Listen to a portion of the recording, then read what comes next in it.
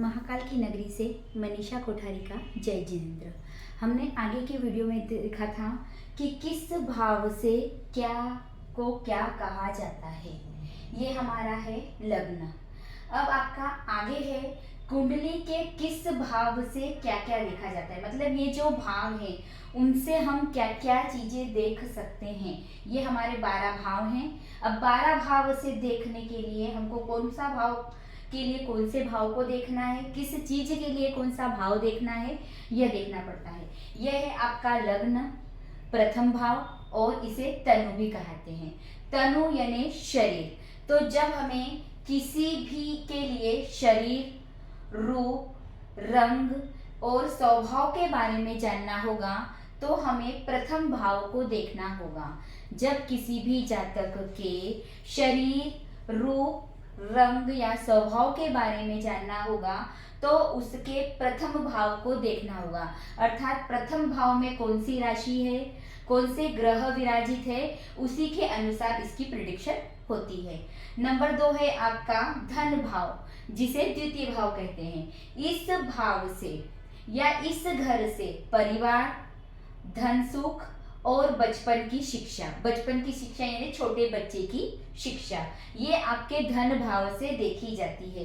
तीसरा भाव है आपका सहज भाव। यहाँ से हम छोटे भाई बहन, बड़े नहीं, छोटे भाई बहन, पराक्रम, ऊर्जा और साहस को देख सकते हैं।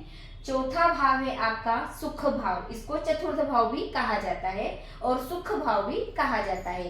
इस भाव से हम देखते हैं मकान, वाहन, भूमि, माता सुख और हृदय। चौथे भाव से हम क्या क्या देखते हैं? मकान, वाहन, भूमि, माता सुख और हृदय।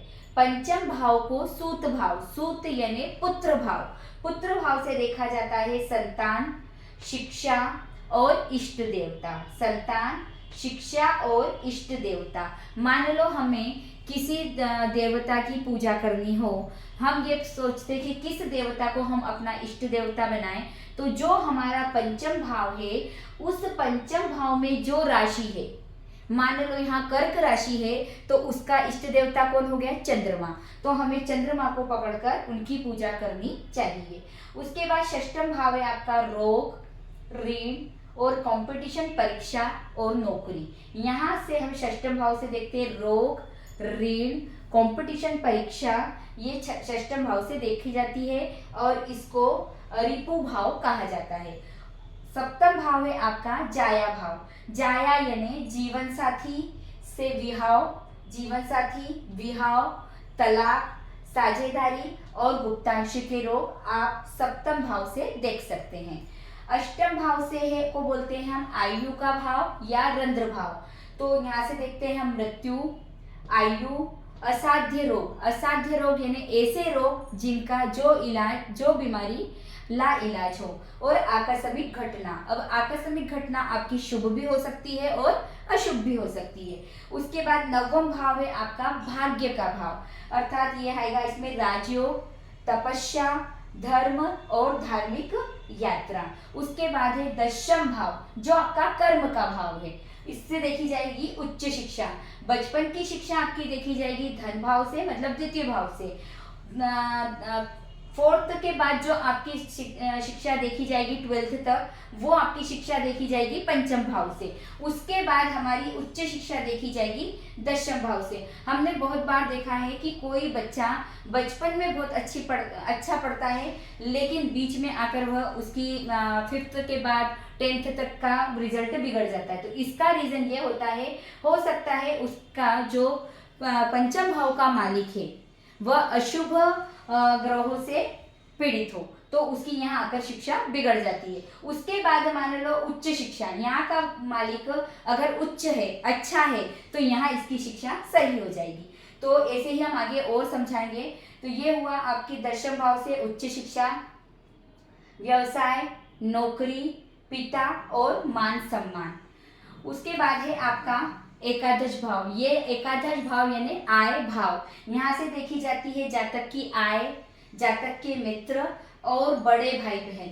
छोटे भाई बहन हमें तृतीय भाव से देखने हैं और एकादश भाव से हमें बड़े भाई बहन देखने हैं। उसके बाद यहाँ से देखते हैं आय मतलब पैतृक संपत्ति, और उसके बाद है पुत्र वधु, और उसके बाद है आपका 12वां भाव व्यय भाव। यहाँ से देखते हैं हम व्यय। व्यय आपके अच्छे भी, शुभ भी हो सकते हैं और अशुभ भी। शुभ यानी हमने जैसे मकान खरीदा उसके लिए व्यय करा, तो वो एक हमारे लिए शुभ हो गया कि हमें मकान का लाभ हुआ। एक हमारा हुआ रोग ऋण में पैसा जाना, वो हमारा हो गया अशुभ व्यय। तो ये हो गया आपका व्यय। नेत्र रोग, नेत्र रोग में यहाँ से हम बायां नेत्र देखते हैं और सेकंड भाव से मतलब द्वितीय भाव से हम दायां नेत्र देखते हैं। उसके बाद है कोर्ट केस और विदेश यात्रा भी हम यहीं से देखते हैं। अब आगे इसी वीडियो को और बढ़ाते हुए इन भावों में मैंने आपको बताया था कि सूर्य, मंगल, राहु, केतु और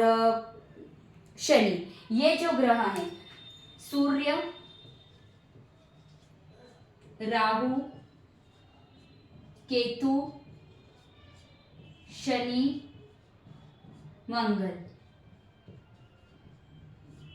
इन ग्रहों को 1, 2, 3, 4, 5 जो आपके 5 ग्रह है। मैंने आपको 7 ग्रह बताए थे। 7 ग्रह हमारे प्रकाशित ग्रह हैं और 2 ग्रह छाया ग्रह, राहु और केतु छाया ग्रह है। तो इसमें जो ये अपने 5 ग्रह है, 5 ग्रह हमारे क्रूर ग्रह कहलाते हैं। सूर्य, राहु, केतु, शनि, मंगल, इसलिए इनकी दृष्टियां क्रूर होती है। उसके बाद हमारे जो है चंद्रमा, बुध,